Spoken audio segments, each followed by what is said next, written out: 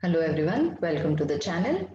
This is the second video in the series and here we are taking up some important questions of relations. So let's begin with the first one. These are questions from the NCERT. The first question here is show that the relation R in the set Z of all integers, which is defined as x minus y is an integer, is an equivalence relation. So let's first redefine this relation and we can write it as x comma y such that x minus y is an integer. So we'll write k where k is an integer. Now to prove it is an equivalence relation, we need to prove it is reflexive, symmetric and transitive. If you are not aware about these concepts, just see the previous video of the same series. So you'll have an idea. So the first one here is to prove it is reflexive. To prove reflexive, just replace y as x and see what is the value. Does it satisfy the condition that it is an integer? Yes, 0 is an integer. And therefore, x comma x belongs to R. So if the element is related to itself, it is a reflexive relation. So we need to prove reflexive. Then we need to prove symmetric. So we're going to symmetric, and in symmetric we will take x comma y belongs to R. That means x minus y is k. Now we need to look for a relation between y and x. So let's interchange this. It is minus k. Well, if k is an integer, then this is also an integer. That's what the condition is, that the numbers are related if the numbers are related if the subtraction is an integer. So we have yx belongs to R and that's why R is symmetric. Now we need to check whether it is transitive or rather prove it is transitive. So for transitivity, let's take two elements in R. So that gives us x minus y is an integer, y minus z is maybe some other integer, so m.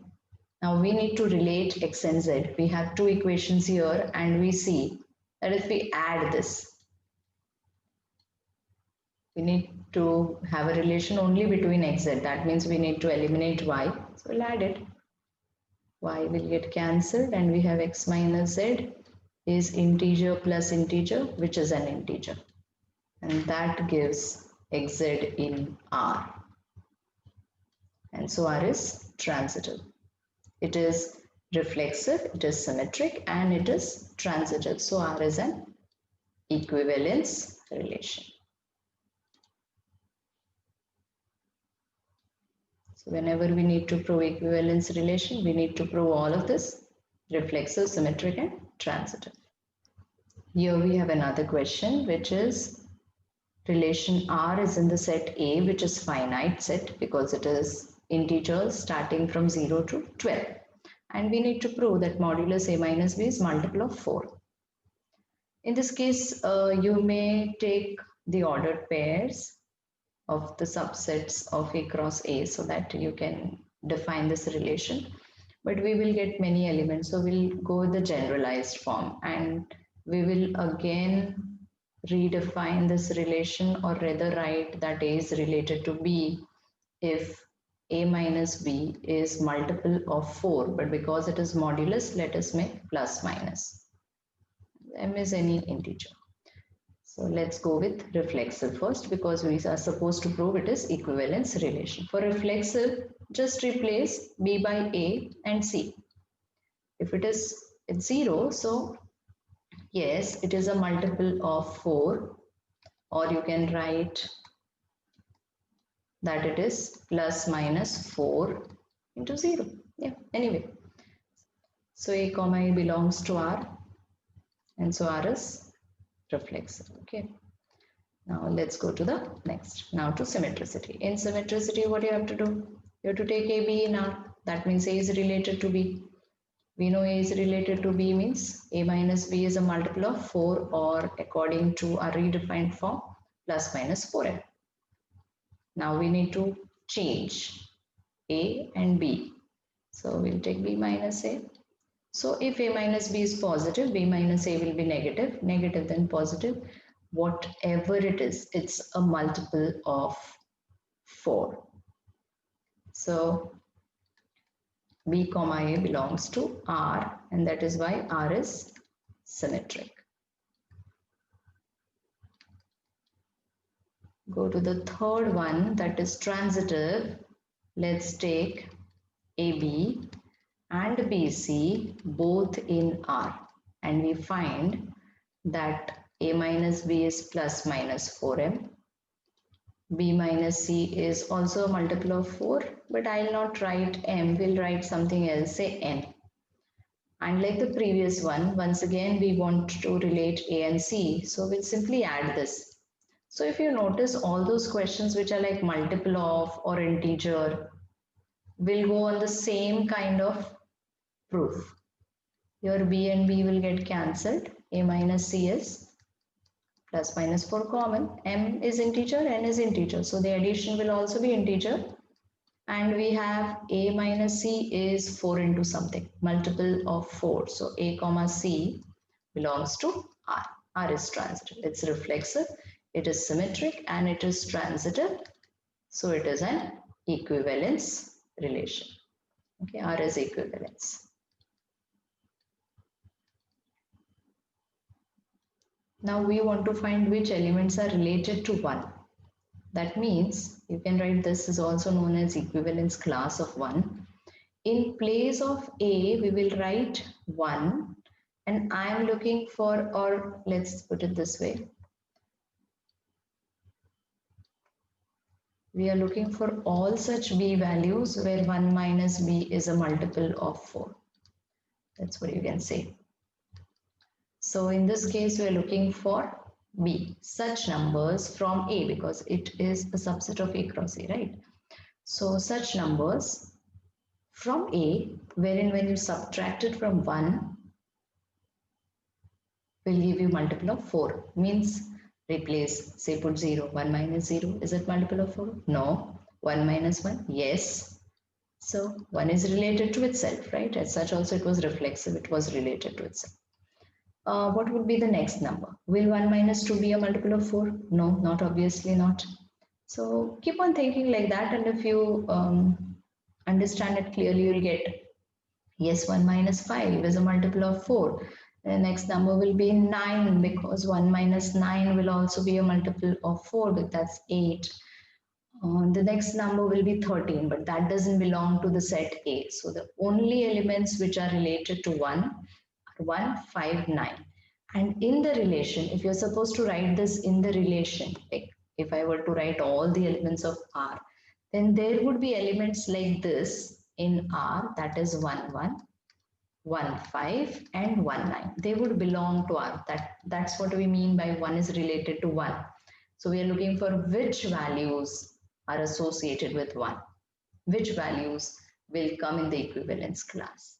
So just put, if it is asked equivalence class of 2, put A as 2 and find those elements which are related to 2. So in that case, I think it's going to be 2, then 6, and 10. You can check that because subtraction should be a multiple of 4.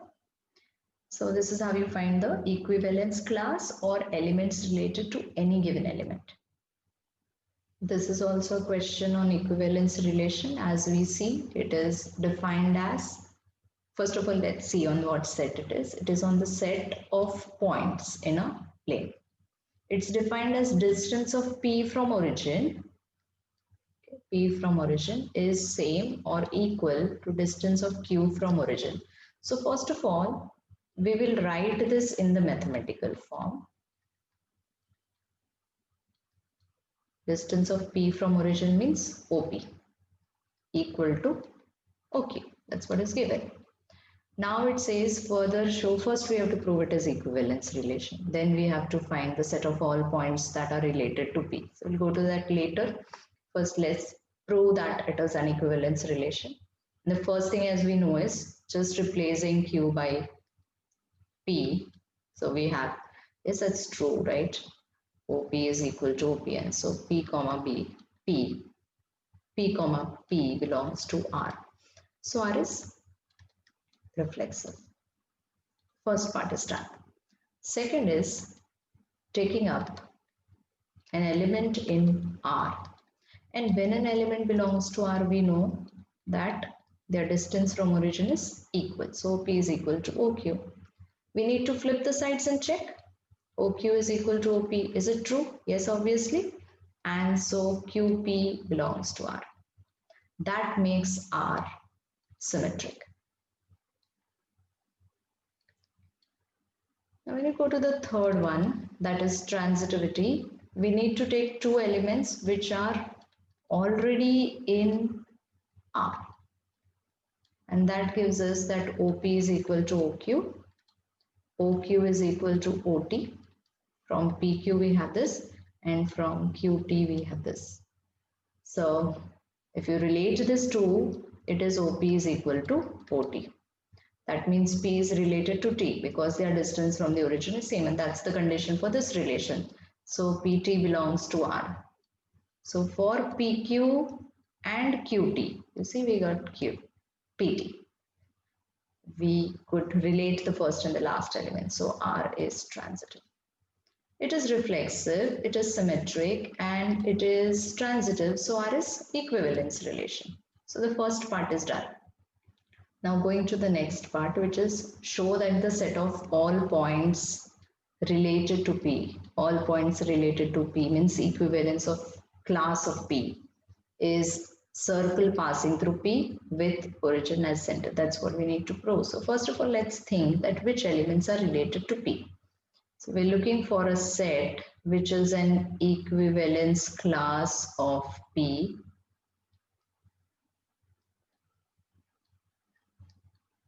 or we could say elements related to P. According to the definition of this relation, we are looking for those points Q which are like OP is equal to OQ.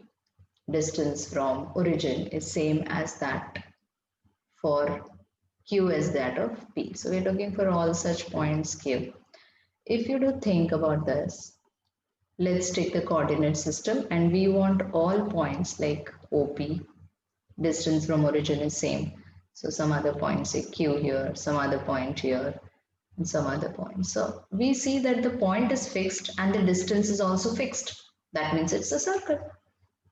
So which elements are related to P? All those elements whose center is, all those elements which lie on a circle with center O and radius OP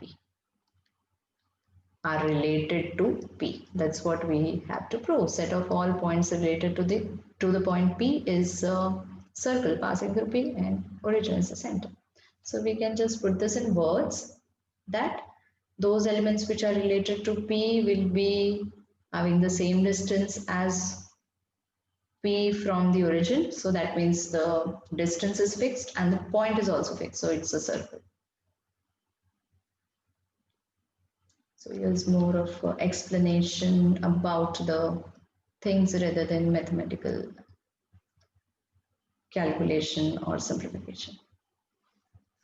So here is a question. Show that the relation R is neither reflexive nor symmetric nor transitive. And what's the relation? That it is on real numbers. Okay, and it is defined as A less than or equal to B square. Now, if you want to disprove the result, we better go with examples. Say, let's take A as half. So what is A square? Because we need to relate A with itself for reflexivity. So I'm looking for A square, which is 1/4. And obviously A is not less than or equal to A square in this case. Right? Because half is not smaller than or equal to 1/4. No. So it is not reflexive. And actually, for all real numbers except numbers between 0 and 1, this will be false. Means it will not be reflexive. For all other numbers, it's going to be reflexive, whether you take negative numbers or any other numbers. Like if you would have taken 2, you would get 2 less than or equal to 2 square. That's right. If you would have taken minus 2, that's also right. So it's only wrong for these numbers. For any number, if it is wrong, for even if for a single number, it will not be reflexive. And over here you have so many numbers between 0 and 1. You can take any example of the kind and you can show that it is not reflexive. Taking an example is only correct for disproving. So the first part is done. Now we are going for symmetricity. And yes, it says it is not symmetric. So think for such numbers where the relation R will not be symmetric. So let's say I'll take A as 1, that's easiest one. And now we have to take two different elements. So I'm going to take B as 2. So obviously A is less than or equal to B square since 1 is less than or equal to 2 square. But if you notice, B is not less than A square or not equal also. Again, the same reason. 2 is not less than or equal to 1 square. That's what we wanted. We wanted to flip the elements and get the relation to be correct. So as per the definition of symmetric, we are having AB belong to R, but BA is not belonging to R. You can see when you flip the elements, it is not related. It doesn't satisfy the condition, and so R is not symmetric. So if you go to the third one, which is transitivity, we have to take three different elements. So let's say we'll take A as 25. You take a two-digit number, it would be easy to prove. So I'm taking 25. B is, say, any number. Think of a number where 25 is less than or equal to 6 square is good. You can also take 5. Okay, and take C in such a way. You may take many different values, but take a one which is near to 25 less than B square kind, so that you can select C also easily. So 6 is less than or equal to which number? You can take 3. 3 square is good. So we have that AB and BC are related, right? Because we have 25 and 6, and 6, 3 belongs to 1. That's what we have here, because the condition is satisfied. Now let's look for 25 and 3. 25 and 3. So is 25 less than or equal to 3 square? No, 25 is not less than or equal to 3 square. And that means that AC does not belong to R. Transitivity holds when AB and BC are in R and AC also belongs to R. So R is not transitive. So this is a question which is neither reflexive nor symmetric nor transitive. There is a similar question in the textbook with A less than or equal to B cube. In that case, you can take the same, say A is half and half is not less than or equal to half cube. That's obvious because half is less than or equal to 1 by 8. No, not possible. So it's not reflexive. For symmetricity, you take a similar example, 1 less than 2 cube. That's true, but 2 less than or equal to 1 cube is not true. Not symmetric also. For transitivity, we'll go on the similar lines, but now we'll select different numbers. We can start with 25. 25 less than or equal to, look for a number whose cube is greater than 25 and near about 25. And don't go very far away. Like you can take 3 cube, right? And 3 is less than or equal to 2 cube. But 25 is not less than 2 cube. This is incorrect. So it is not reflexive, it is not symmetric, and it's not transitive. So you can go on the same line of proof. Both of them are almost similar questions. But if you want me to do this question separately, just put it in the comment box. I'll put it separately. So now we have a question which is on a non-empty set X, and P of X, that's the set of subsets of X. It's defined as A is related to B if it is a subset, A is subset of B. So we need to specify whether R is an equivalence relation or not. So we can write that obviously suppose if we take A is related to B, that means A is subset of B. But from here, you cannot say that B is a subset of A. This does not specify, okay, this doesn't specify that B is a subset of A. So B comma A may not belong to R. Okay, so therefore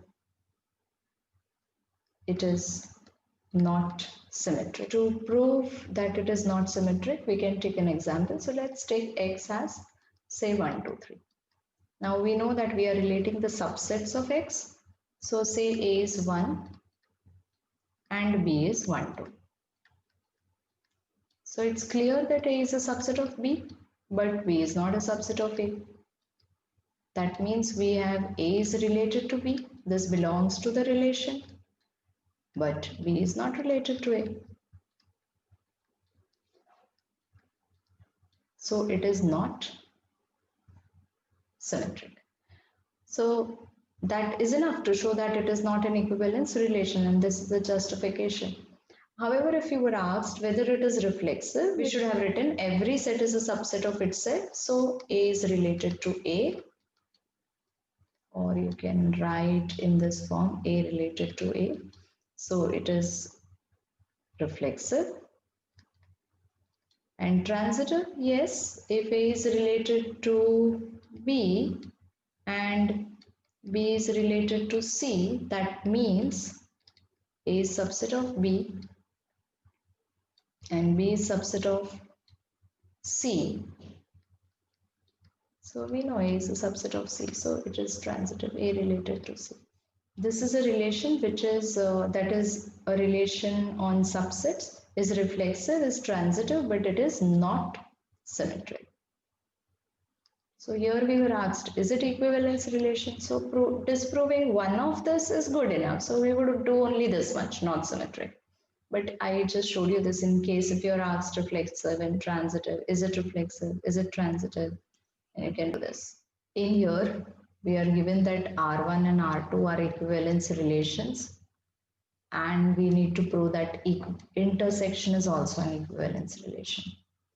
So by being an equivalence relation, we know that R1 and R2 are reflexive. So if they are reflexive for any element in A comma A would belong to R1 and A comma A belongs to R2.